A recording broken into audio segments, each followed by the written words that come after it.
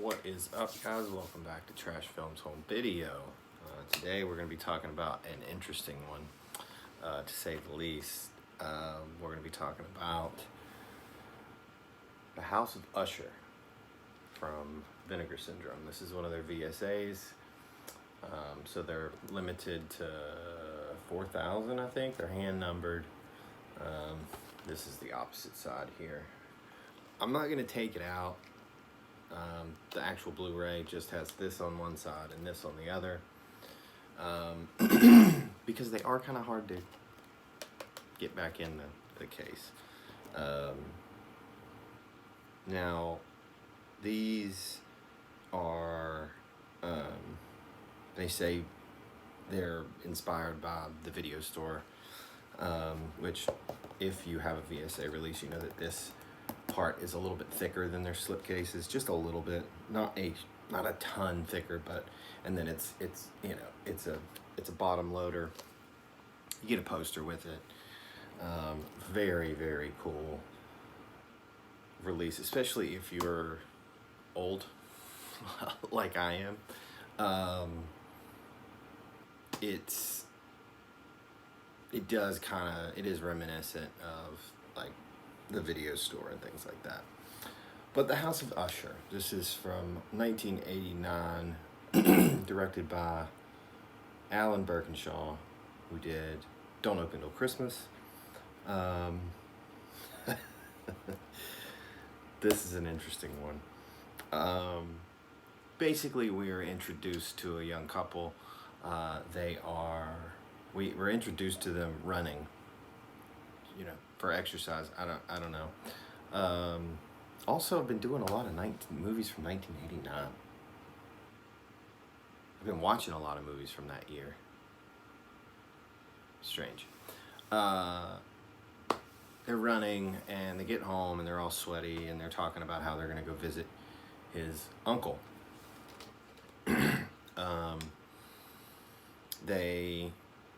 There's a very awkward scene, love scene right after that, which is just oddly placed. I don't know. It's very oddly placed. It's very awkward. They start driving. They get into a car accident. She runs to the house, which I don't even think she knows it's the house, but it's the house. It's his uncle's house. And, you know, she's told, you know, just we're gonna put you up here. We're gonna go get him, and you know, she's told that he's fine, that he's gone to the hospital, everything's fine. She meets his uncle, played by none other than the amazing Oliver Reed, and strange things start happening. She starts to kind of realize that things are weird. She kind of is sequestered to this one room. There's an odd butler, and there's a girl that doesn't speak, who seems to be very nice. Whereas the butler and I guess she's I don't know, she wouldn't be a nanny. I guess like a house marm. I don't know. She's like a cook. She cooks, but the butler also cooks. I don't know. They're servants to the House of Usher. Those two are not very nice to her. They're very cold. You know, the weird thing about this movie is that in the very beginning, it's got a very 80s feel.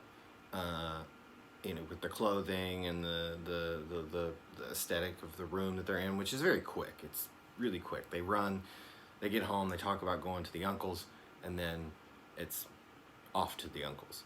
Which, at this point, when you hit the House of Usher, it turns into almost a period piece. It's weird. But also very cool. One of the reasons that I actually enjoyed this movie a lot is because I have this weird affinity for movies that were obviously sets. Like, this is a set. They didn't go to a house. You can just tell by the way the walls are constructed. By the way, like there's a scene near the end where she's in a crypt and she's trying to pull the the lid of the coffin off, and it's obviously foam. Like it has give to it. There's something about those movies, like a lot of the Shaw Brothers movies were obvious sets, but there's something I don't oddly comforting about those movies. I don't know what it is. Another one that I just recently rewatched was Tower of Evil. This is another one that it's obviously a set. You know, the wood looks like painted styrofoam, things like that. There's just something, I don't know what it is about it. There's just something comforting to me about that. It makes me feel all warm and gushy inside. I have no idea, psychologically. Who the hell knows what's going on there? But, yeah, it turns into like this period piece. But anyway, she slowly realizes that she's a hostage in this, not hostage, but she's a prisoner. And she needs to figure out a way to get the heck out of here, because this is a weird group of people and they're obviously up to no good. Basically, Oliver Reed's character wants to continue the line of Usher children. He wants a child, and he wants her to be his bride and to bear that child. But it is said that the Ushers have a rare blood disorder, that they're very ill, they're very sick. He doesn't like the smell of perfume. His food is very plain. Like when she comes, one of her first nights there, he makes her have dinner with him, and the food is just like gray and blah and bland, and she obviously doesn't like it, and you know, he kind of gets offended that she doesn't like it, but this is a strange one. The sets, the way that the tone of the movie sort of switches from the 80s to literally, you know, Victorian era almost stuff, you know, and that is because of the house and the way that Oliver Reed's character, you know, he carries himself. He's a very prim and proper man. It's very odd. There's a lot of odd things that happen during the film that don't really make any sense. The house will just like sort of randomly shake, like, and shake to the point where things fall off the walls and the ceiling caves in, and there's really no explanation. It just sort of happens. It kind of seems like it happens whenever he gets upset, but it's still never really explained. It just sort of happens. But it didn't bother me. There was just something about the movie that was so... And other things happen that just sort of like don't make sense, and you wonder, was that a dream? Was that not a dream? It's just sort of dreamlike throughout the whole thing, and if you buy into it, I think you'll have fun with this film. There's obviously going to be people out there that are not going to buy into it, and I don't blame you. And it's not going to be for you. But I think if you can have, like, if you can kind of let go of reality and sort of just be like, okay, I'm going along for this ride, I think you can have fun with this movie. There's a few things that happen that are a little on the more, I guess they tried to be a little more unsettling with certain things, which I don't think really come off that way. They don't really work in that sense. There's not a lot of bloodshed. There's not a lot of gore. There's a little bit. This is definitely not a gorehound movie. This is definitely not a jump scare movie. This is not really a scary movie at all. It's almost... It's not that it's barely a horror film. There are horror elements throughout, but I don't know that I would initially categorize it as a horror film. I don't know what I would categorize it as. But the main thing that really, really, like, just once this happened, I was in. And Oliver Reed's not the only person that we get in this movie. We get Donald Pleasance. And Donald Pleasance doesn't come until about halfway through the movie, maybe a little bit further. And he plays Oliver Reed's brother, who has been sort of sequestered to his room for years. He's not very well. He's sick. He's in a wheelchair. He also has a drill that he's like fastened to his arm. So this arm always has like a drill on it because he carves these like, I don't know if they're, I think it's supposed to be soap figures or these wax figures out of, and that's what he does, like, I guess all day long is just sit up there and carve these with this drill. He steals the show. Absolutely 100% steals the show. From the second he hits the screen, I was mesmerized by his performance. Like, he put his all into this little role, and man, does it pay off. And it doesn't pay off, like, when he gets on screen, he's in a wheelchair, he doesn't move a lot, but when he starts getting mobile, oh my goodness. You want to talk about some entertaining stuff? He does this little, like, walk, like, hobble that's hilarious and insane and works. It's not just funny for, like, ha ha ha, it's funny, like, look how silly he, no, like, it works for the character. I don't know how, listen, if the Academy ever paid any attention to anything like this man needs an Oscar for this performance. It's so good. And it literally made the entire movie for me. I was in it anyway, but this just threw it over the top. It was fantastic. I really enjoyed the movie. A lot of it doesn't make any damn sense. The ending especially. I mean, I see where they're going with the ending, but whatever.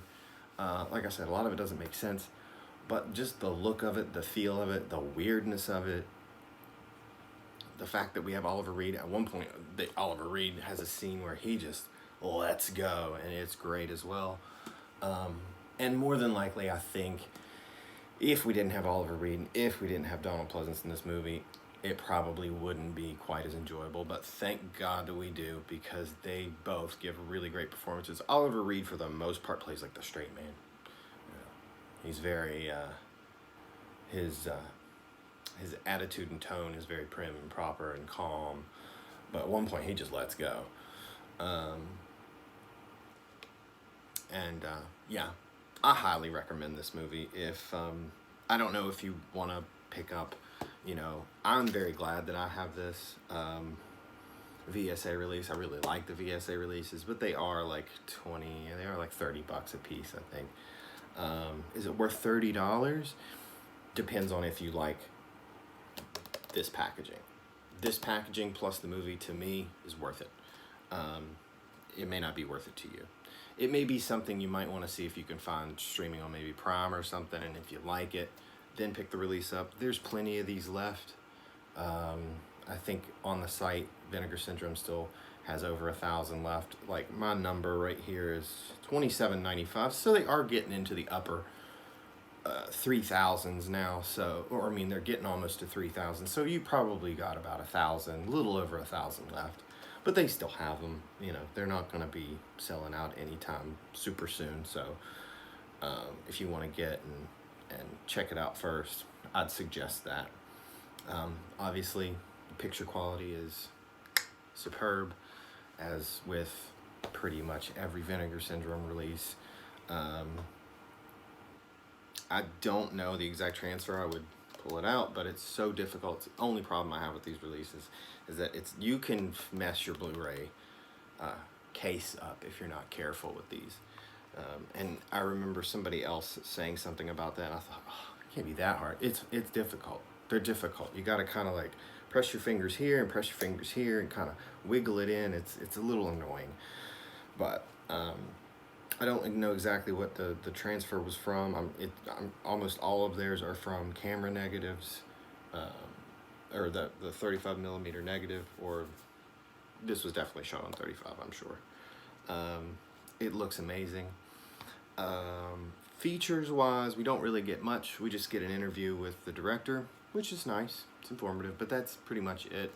The other VSA release that I have, Savage Dawn, I don't know if this is just the thing with the VSAs that they're not putting a lot of features on them.